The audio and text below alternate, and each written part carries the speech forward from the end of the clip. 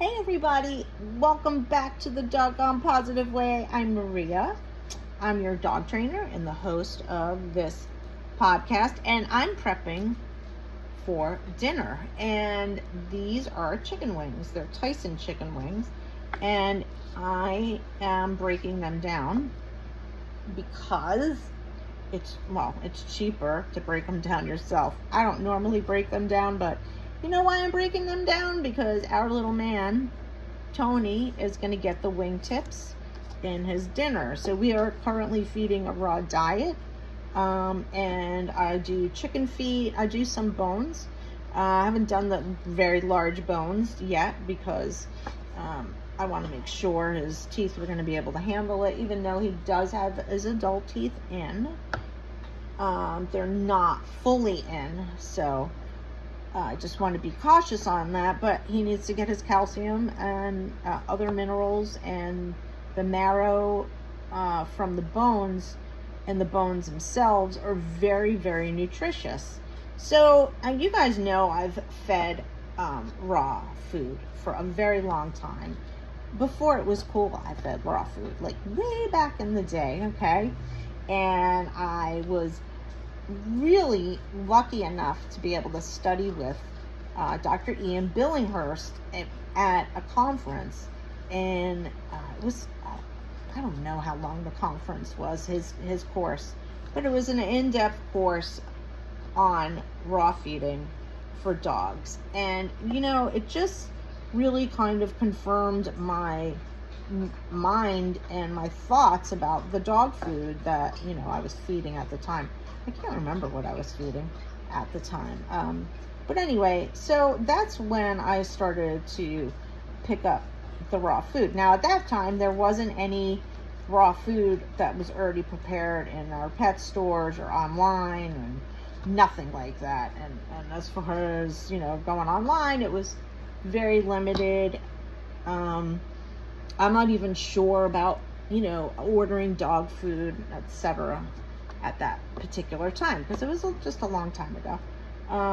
But what happened was, in starting to do these little changes and adding in some more fresh food into the food that I was already feeding them, and then eventually going all raw, it was mind-blowing.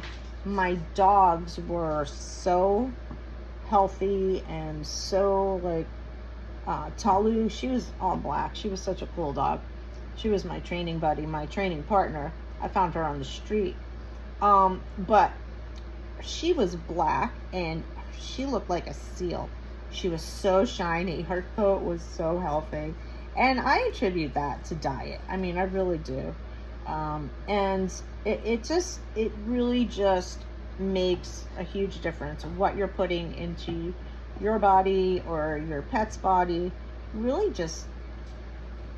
it really shows up with just looking at them, like obesity or diabetes, or, you know, all these different illnesses that are caused by food, especially for our pets. Obesity, you know, we kind of joke around as dog trainers and like, oh yeah, that dog looks like a coffee table.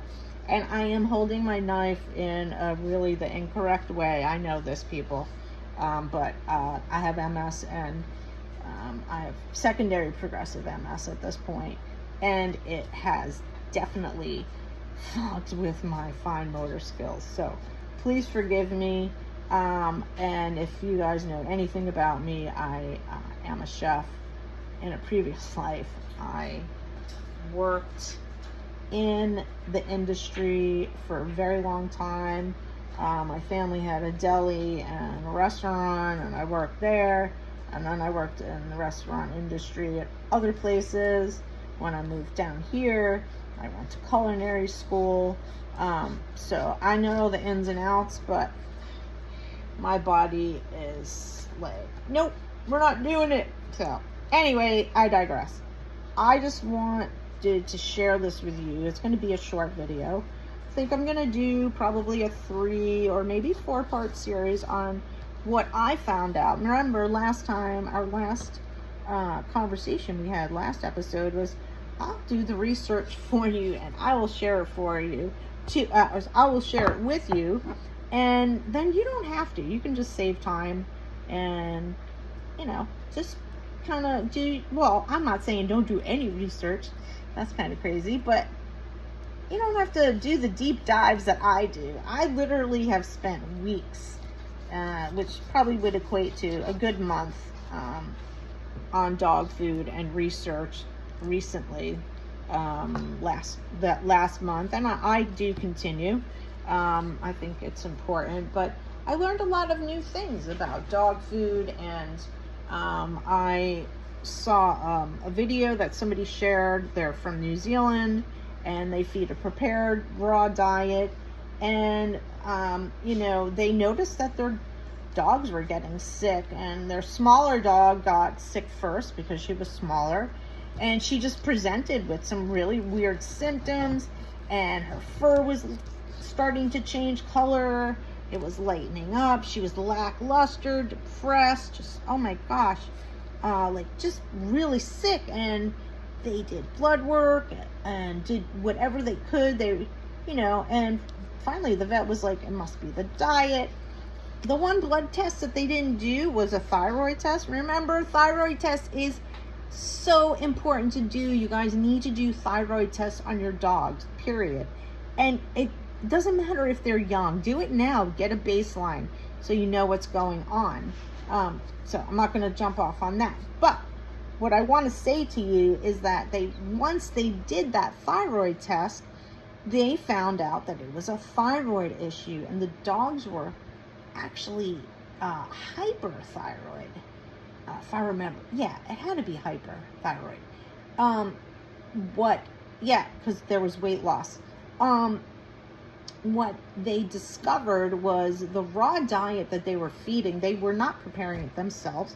They were purchasing it in the pet store, like a lot of people do. And what they discovered was that this particular brand, and they found out it was many other brands, they have not shared the brand name because they have found out that it is not just that particular brand, that it is also not just in New Zealand, and it is worldwide, and that we need to do our due diligence. And their male dog got sick also, and that's when they wound up doing all the thyroid testing, because they were like, what the hell is happening? Anyway, it was the raw diet, and in that particular diet, that's Tony saying, hey baby, hey people, the raw diet, the company that was preparing it, they put the entire thyroid, like the neck or the head, was in the in the mix.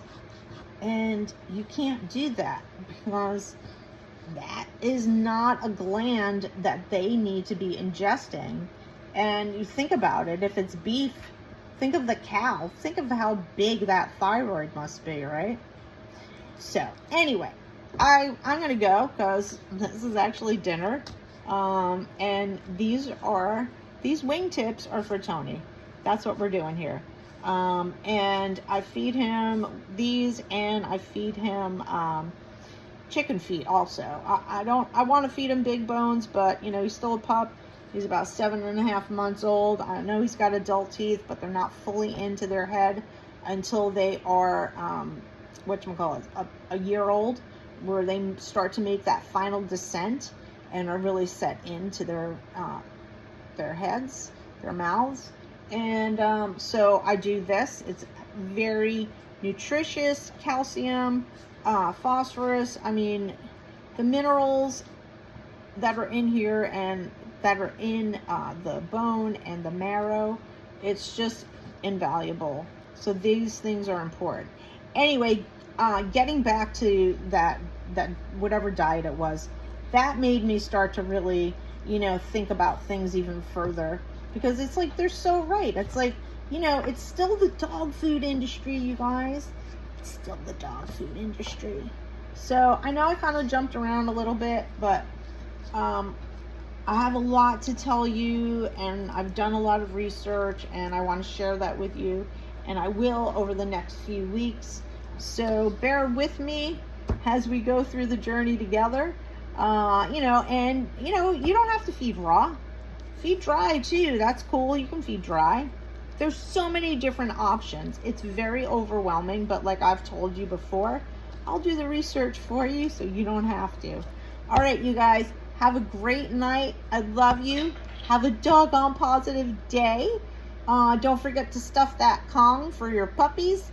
And yeah, be good to each other, okay? Life is kind of tough enough, so.